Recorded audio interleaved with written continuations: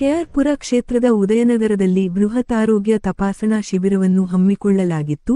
ಅತ್ಯುತ್ತಮ ಆರೋಗ್ಯ, ಅತ್ಯುತ್ತಮ ಜೀವನ ಹಾಗೂ ಸಕಾಲದಲ್ಲಿ ಆರೋಗ್ಯ ತಪಾಸಣೆ ಇವುಗಳಿಂದ ನಮ್ಮ ಆರೋಗ್ಯ ಕಾಪಾಡಿಕೊಳ್ಳುವುದು ನಮ್ಮ ಹೊಣೆ ಎನ್ನುವ ಸಂದೇಶ ನೀಡುವುದರ ಜೊತೆಗೆ ಉದಯನಗರ ಸುತ್ತಮುತ್ತಲಿನ ಸಾರ್ವಜನಿಕರ ಆರೋಗ್ಯದ ದೃಷ್ಟಿಯಿಂದ ಉಚಿತ ಆರೋಗ್ಯ ತಪಾಸಣಾ ಶಿಬಿರವನ್ನು ಉದಯನಗರದ ಬಿಜೆಪಿ ಮುಖಂಡರು ಸಮಾಜ ಸೇವಕರಾದ ಈಶ್ವರ್ರವರು ಆಯೋಜಿಸಿದ್ದರು. ಡಿವೈನ್ ಗ್ರೇಸ್ ಆಸ್ಪತ್ರೆ, ಇಂಟಿಗ್ರೇಟೆಡ್ ಮಲ್ಟಿ ಸ್ಪೆಷಾಲಿಟಿ ಆಸ್ಪತ್ರೆಯ ಸಹಯೋಗದೊಂದಿಗೆ ಹಮ್ಮಿಕೊಳ್ಳಲಾಗಿದ್ದ ಶಿಬಿರದಲ್ಲಿ ಕ್ಷೇತ್ರದ ಜನಪ್ರಿಯ ಶಾಸಕರಾದ ಬಿಎ ಬಸವರಾಜರವರು ಪಾಲ್ಗೊಂಡು ಈಶ್ವರ್ರವರ ಕಾರ್ಯವನ್ನು ಶ್ಲಾಘಿಸಿದರು. ಈ ವೇಳೆ ಉಚಿತ ಕನ್ನಡಕಗಳನ್ನು ವಿತರಿಸಿದರು. ಸಾಮಾನ್ಯ ಸಮಾಲೋಚನೆ, ದಂತ ವೈದ್ಯರ ಸಮಾಲೋಚನೆ, ಬಂಜೆತನಕ್ಕಾಗಿ ಹೋಮಿಯೋಪತಿ ಸಮಾಲೋಚನೆ, ಸಕ್ಕರೆ ಕಾಯಿಲೆ ತಪಾಸಣೆ, ಚರ್ಮದ ಕಾಯಿಲೆಗಳು, ಆಯುರ್ವೇದ ಸಮಾಲೋಚನೆ, ಕಣ್ಣಿನ ತಪಾಸಣೆ, ಉಚಿತ ಕಣ್ಣಿನ ಪೊರೆ ಶಸ್ತ್ರಚಿಕಿತ್ಸೆ, ಅಗತ್ಯವಿರುವವರಿಗೆ ಉಚಿತ ಓದುವ ಕನ್ನಡಕ ವಿತರಣೆ, ನರ ದೌರ್ಬಲ್ಯ ತಪಾಸಣೆ, ರಕ್ತದಾನ ಶಿಬಿರ, ಉಚಿತ ಔಷಧಗಳ ವಿತರಣೆ ಸೇರಿದಂತೆ ಇನ್ನಿತರ ತಪಾಸಣೆಗಳನ್ನು ಶಿಬಿರದಲ್ಲಿ ಹಮ್ಮಿಕೊಳ್ಳಲಾಗಿತ್ತು. ಇದೇ ಸಂದರ್ಭದಲ್ಲಿ ಉಚಿತ ಆಂಬ್ಯುಲೆನ್ಸ್ ಸೇವೆಯನ್ನು ಸಹ ಈಶ್ವರ್ರವರು ಸಮಾಜಕ್ಕೆ ಕೊಡುಗೆಯಾಗಿ ನೀಡಿದ್ದಾರೆ.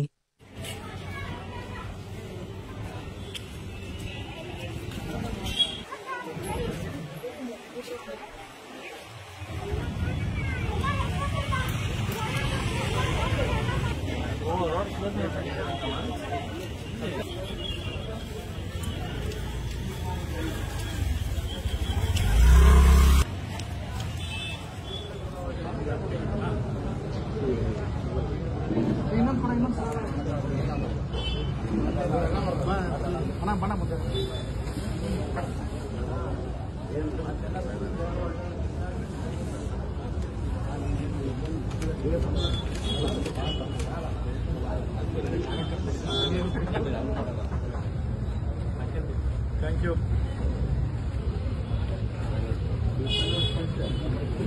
Shekarana. Mana? Ranu.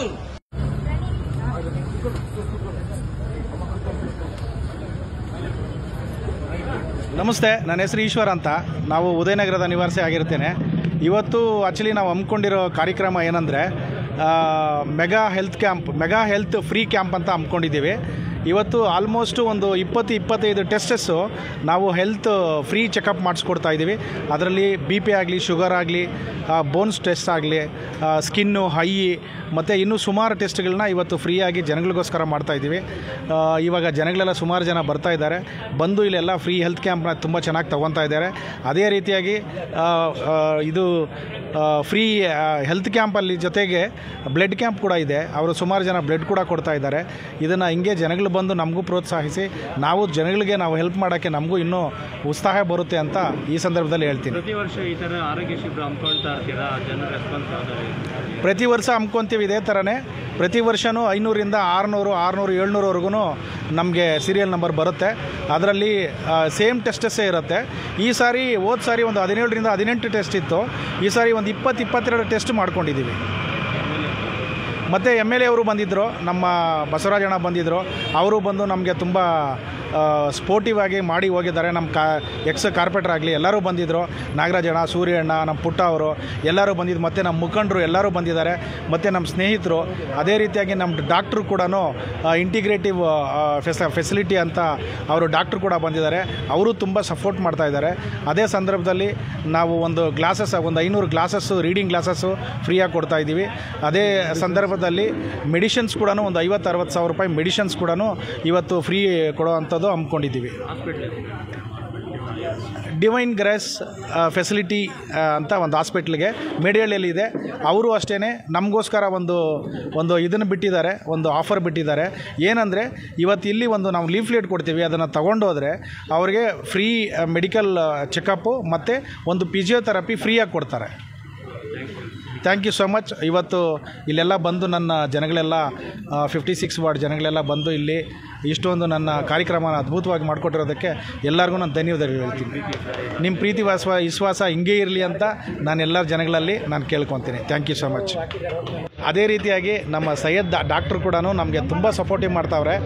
ಇದಕ್ಕೆ ಈ ಕ್ಯಾಂಪ್ಗೆ ಮುಖ್ಯವಾದ ಕಾರಣ ಅಂದರೆ ಇವರಿಂದಾನೇ ಇವತ್ತೆಲ್ಲ ಇವ್ರನ್ನ ನಮ್ಮ ಸಂಗಡಿಗರನ್ನೆಲ್ಲ ಕರ್ಕೊಂಬಂದು ನಮ್ಗೆ ಇಷ್ಟೊಂದು ಸ್ಪೋರ್ಟಿವ್ ಆಗಿ ನಾವು ಮಾಡೋದಕ್ಕೋಸ್ಕರ ಹೆಲ್ಪ್ ಮಾಡ್ತಾ ಇದ್ದಾರೆ. ಅಂದರೆ ನಮ್ಮ ಸೈಯದ್ ಡಾಕ್ಟ್ರನ್ನ ನಾನು ಯಾವತ್ತೂ ಮರೆಯಲ್ಲ. Thank you so much Syed ಡಾಕ್ಟ್ರೆ, ಥ್ಯಾಂಕ್ ಯು ಸೋ ಮಚ್. ಇವತ್ತು ಹೆಲ್ತ್ ಕ್ಯಾಂಪು ತುಂಬ ಅದ್ಧೂರಿಯಾಗಿ ನಡಿಬೇಕು ಅಂದ್ರೂ ಒಂದು ಕಾರಣ ನಮ್ಮ ಸೈಯದ್ ಡಾಕ್ಟ್ರ್ ಆಗಲಿ ಮತ್ತು ನಮ್ಮ ದೊಡ್ಡ ಡಾಕ್ಟ್ರು ಇವರು ಕಂಪ್ಲೀಟಾಗಿ ಎಲ್ಲ ಫೆಸಿಲಿಟಿನೂ ಕೊಟ್ಟಿದ್ದು ಇವ್ರ ಕಡೆಯಿಂದನೇ. ಇವತ್ತು ಸಕ್ಸಸ್ಫುಲ್ ಆಗಬೇಕು ಅಂದ್ರೂ ಇವ್ರ ಕಡೆಯಿಂದನೇ. ಆ ಥರನೇ ನಮ್ಮ ಡಾಕ್ಟ್ರು ಒಂದೆರಡು ಮಾತಾಡ್ತಾರೆ, ನಮ್ಮ ಹಾಸ್ಪಿಟ್ಲ್ ಬಗ್ಗೆ ಸ್ವಲ್ಪ ಹೇಳ್ತಾರೆ. ಸರ್, ಎಲ್ಲರಿಗೂ ನಮಸ್ಕಾರ. ನಾನು ಡಾಕ್ಟರ್ ಶಶಿಕಾಂತ್ ಅಂತೇಳಿ. ಒಂದು ಇಂಡಿಯಾದಲ್ಲಿ ಹೆಲ್ತ್ ಕೇರ್ ರೆವಲ್ಯೂಷನಿಗೆ ಬೇಕಾಗಿರೋದು 1947ರಲ್ಲಿ ಇಂಡಿಯಾಗೆ ಫ್ರೀಡಮ್ ಬಂತು. ಬಟ್ ಎಜುಕೇಷನ್ ಮತ್ತು ಹೆಲ್ತ್ ಕೇರಲ್ಲಿ ಇನ್ನೂ ತುಂಬ ರೆವಲ್ಯೂಷನ್ ಆಗಬೇಕಾಗಿದೆ. ಪೊಲಿಟಿಕಲ್ ವಿಲ್ ಮತ್ತು government will and people's involvement ಈ ಥರ ಬೇಕು. ಸೊ ಇದೊಂದು best example how the government ಮತ್ತು team of politicians and the private players how they can play important role in the health care. ನಮ್ಮ health ಕೇರಲ್ಲಿ ಏನಿದೆ ಅಂದರೆ 75% ಎಲ್ಲರೂ out of the pocket investment ಮಾಡ್ತೇವೆ, ಎಲ್ಲ ನಾವು ನಮ್ಮ ಜೇಬಿಂದ ಹೋಗುತ್ತೆ. ಸೊ ಈ ಥರ ಕೆಲವು ಆ್ಯಕ್ಟಿವಿಟೀಸಲ್ಲಿ ಸ್ವಲ್ಪ ಹೆಲ್ತ್ ಅವೇರ್ನೆಸ್ ಕ್ಯಾಂಪ್ಸ್ಗಳನ್ನು ಮಾಡಿದ್ರೆ ನಮಗೆ ಜನಗಳಿಗೆ ಹೆಲ್ತ್ ಅವೇರ್ನೆಸ್ ಸ್ವಲ್ಪ ಗೊತ್ತಾಗುತ್ತೆ ಜನಗಳಿಗೆ. ಸೊ ಅದರಿಂದ ಬೆನಿಫಿಟ್ಸು ಜಾಸ್ತಿ.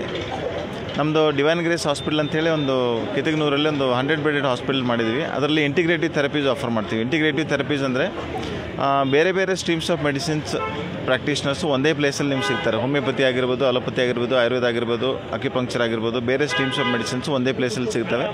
ತುಂಬ ಅಫೋರ್ಡೆಬಲ್ ಸರ್ವಿಸಸ್ ನಾವು ಕೊಡ್ತಾಯಿದ್ದೀವಿ. ಮತ್ತು ಇದನ್ನು ನಾವು ಎವಿಡೆನ್ಸ್ ಬೇಸ್ಡಾಗಿ ಕೊಡ್ತೀವಿ.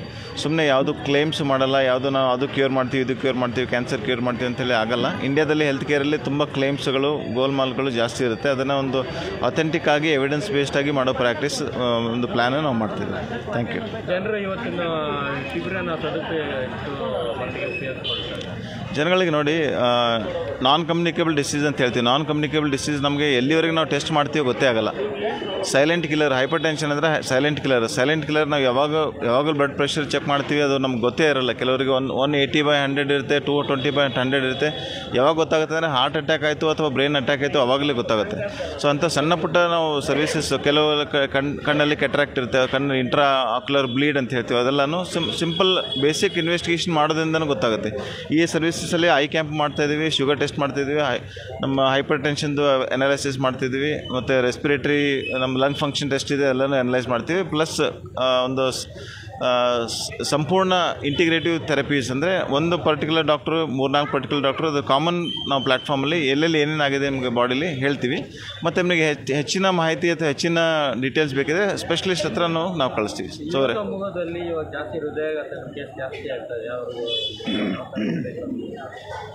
ಹೃದಯಾಘಾತ ಇದು ನಾನ್ ಕಮ್ಯುನಿಕೇಬಲ್ ಡಿಸೀಸಲ್ಲಿ ಬರುತ್ತೆ. ಸೊ ನಾವು ಇಂಡಿಯಾದಲ್ಲಿ ಏನಂದರೆ 68% ಡೆತ್ಗಳು 40-60 ವಯಸ್ಸಿನವರಿಗೆ ಆಗುತ್ತೆ. ಇದರಿಂದ ಒಂದೇ ಒಂದು ಮೇನ್ ಕಾರಣ ಅಂದರೆ ಬಾಡಿ ಆ್ಯಕ್ಟಿವಿಟೀಸ್ ಕಡಿಮೆ ಆಗಿದೆ, ಬ್ರೈನ್ ಆ್ಯಕ್ಟಿವಿಟೀಸ್ ಜಾಸ್ತಿ ಆಗಿದೆ, ಯೋಚನೆಗಳು ಜಾಸ್ತಿ ಆಗಿದೆ, ಬಾಡಿ ಮೂಮೆಂಟ್ ಕಡಿಮೆ ಆಗಿದೆ. ಪೇಷಂಟ್ ನಮ್ಮ ಜನಗಳಿಗೆ ಜಾಸ್ತಿ ಅರ್ಲಿ ಡೆತ್ಸ್ ಆಗೋದ್ರಲ್ಲಿ ಅವರು ಡೆಸ್ಕ್ ಡಿಸೀಸ್, ನಾವು ಏನಂತೀವಿ sitting is a new form of disease. ಕುಂತಿರ್ತಾರೆ, ಬೆಳಗ್ಗೆ 9 ಗಂಟೆಯಿಂದ ಸಾಯಂಕಾಲ 5 ಗಂಟೆವರೆಗೆ ಕುಂತಿರ್ತಾರೆ. ಒಂದು 100-200 ಸಿಗರೇಟ್ ಸೇದಂಗೆ. ಸೊ ಫಿಸಿಕಲ್ ಆ್ಯಕ್ಟಿವಿಟಿ ಕಡಿಮೆ, ಅದಕ್ಕೋಸ್ಕರ ಹಾರ್ಟ್ ಅಟ್ಯಾಕ್ಸು ಇವೆಲ್ಲನೂ ಜಾಸ್ತಿ ಆಗ್ತದೆ. ಅದು part of the non communicable disease. ನಮ್ಮ ಡಾಕ್ಟರ್ ಫೆಸಿಲಿಟಿ ಹೆಂಗಿರ್ತಾರೆ, ಡಾಕ್ಟರ್ ಯಾವಾಗ ಬರ್ತಾರೆ ಅಂದರೆ ಯಾವಾಗ ರೋಗಗಳು ಬರುತ್ತೆ ಆವಾಗ ಡಾಕ್ಟರ್ ಬರ್ತಾರೆ. ಈ ಸರ್ವಿಸಸ್ ಏನಂದರೆ ರೋಗಗಳ ಬರೋಕ್ಕಿಂತ ಮುಂಚೆ ಪ್ರಿವೆಂಟಿವ್ ಆಗಿ ಏನಾದರೂ ಮಾಡ್ಬೋದಾ ಅಂತೇಳಿ ಒಂದು ಎವ್ಯಾಲ್ಯೂಯೇಷನ್. ಶಿಬಿರಗಳು ಹಮ್ಮಿಕೊಳ್ತಾ ಇರ್ತಾರೆ, ಅವ್ರಿಗೆ ಸಲಹೆ ಅಂತ ಏನಿಲ್ಲ, ಅವ್ರಿಗೆ ಒಂದು ಹೆಲ್ತ್ ಕೇರ್ ರೆವಲ್ಯೂಷನ್ ಮಾಡೋ ಒಂದು ಇಂಟ್ರೆಸ್ಟ್ ಇದೆ, ಪೊಲಿಟಿಕಲ್ ವಿಲ್ ಇದೆ. ಅದು ನಾನು ಅವ್ರಿಗೆ ತುಂಬ ಹೃದಯದಿಂದ ರಿಕ್ವೆಸ್ಟ್ ಏನಂದರೆ, ನಿಮ್ಮ ಸಕ್ಸಸ್ ಜಾಸ್ತಿ ಆಗಬೇಕು. ಅಟ್ಲೀಸ್ಟ್ ನೀವು ಹೆಲ್ತ್ ಕೇರ್ ಸೆಕ್ಟ್ರಲ್ಲಿ ಏನಾದರೂ ಒಂದು ದೊಡ್ಡ ಪದವಿಯಿಂದ ಒಂದು ಹೆಲ್ತ್ ಕೇರ್ ರೆವಲ್ಯೂಷನ್ ಏನಾದರೂ ಮಾಡೋವಂಥ ಸಾಧ್ಯತೆಗಳು ಆದರೆ ನಮಗೆ ತುಂಬ ಬೆನಿಫಿಟ್ಟು. ಇಂಡಿಯಾಗೆ ಬೇಕಾಗಿರೋದು ಈ ಸದ್ಯದ ಕಾಲಮಾನದಲ್ಲಿ ಪೊಲಿಟಿಕ್ಸ್ ಆಫ್ ರಿಲಿಜನ್ ಬೇಡ, but health care system and education ಸಿಸ್ಟಮಲ್ಲಿ ಚೆನ್ನಾಗಾಗಬೇಕು. So I wish him all the best. Thank you.